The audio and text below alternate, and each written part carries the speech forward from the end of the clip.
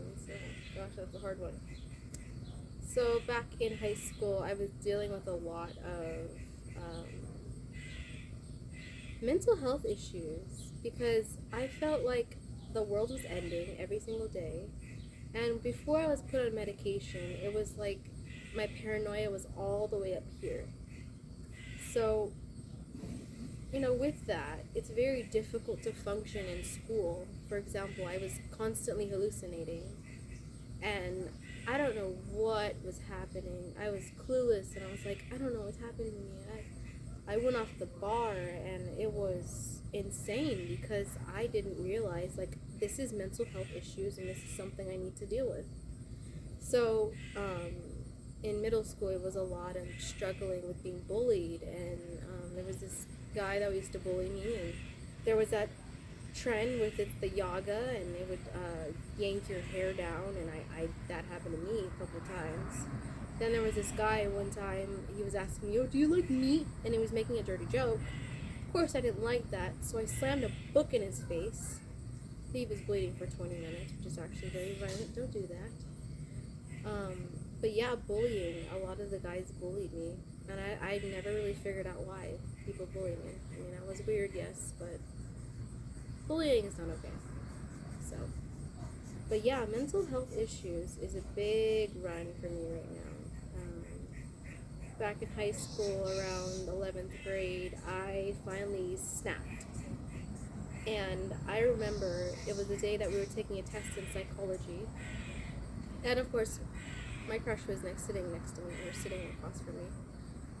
And I just remember I was trying to do a test, and I was waiting, and I didn't know what was happening in my brain. And all of a sudden, all I'm thinking is, I want to kill myself. I want to take something. I want to, hang myself or trigger warning. Or just, I want to die. And I just remember I walked up to my teacher's desk, and I was all like, I'm having suicidal thoughts. And the teacher looked at me, and I will never forget her face when she made that face. So she had me sit at the desk. Of course, she had to follow protocol. So she took her walkie-talkie, she escorted me outside, talked to me for a little bit, and asked me, like, so are you really planning on killing yourself? I said, yeah. And I didn't realize, like, hey, that's something that they have to flag. So she called security. Security escorts me down to the office, and we're talking.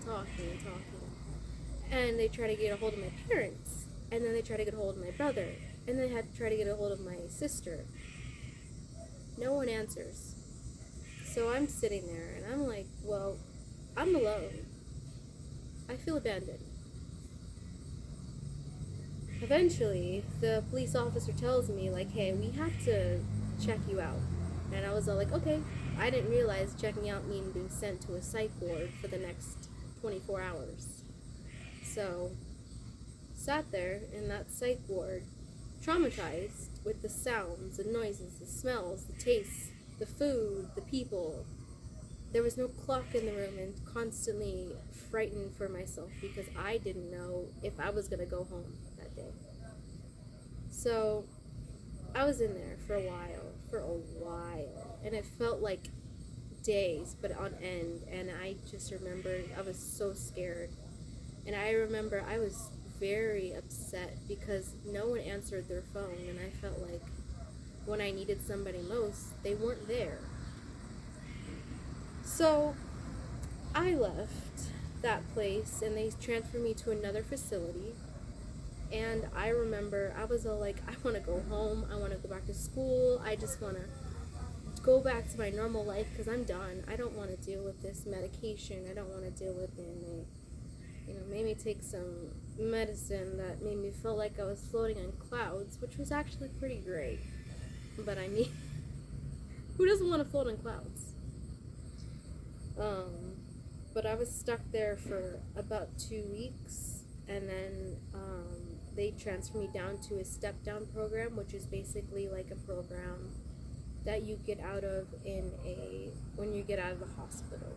So it was called IOP, and then there was also PHP.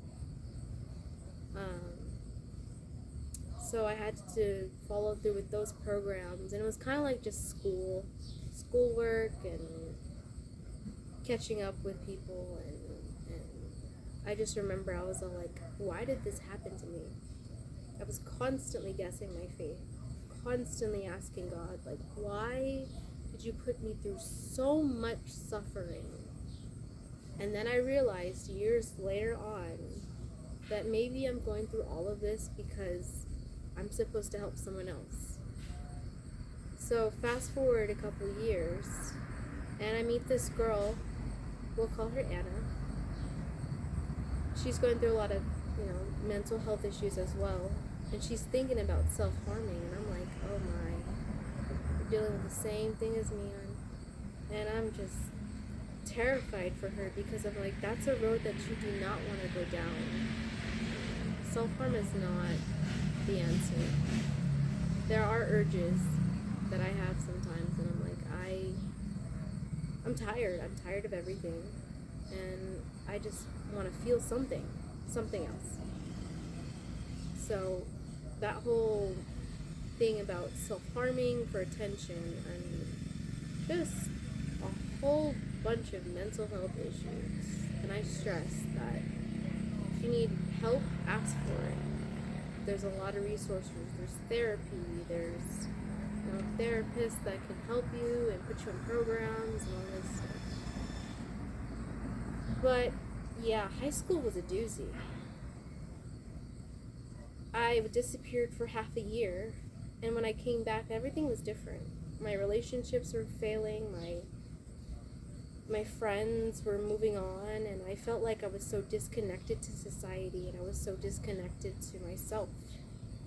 And I just remember I came back that one day, and I went to go find my friends, and they're like, where have you been? And I'm like, well, I was on vacation. I don't know what to say. Like, what? How are you supposed to admit that you went to the psych ward because you're crazy?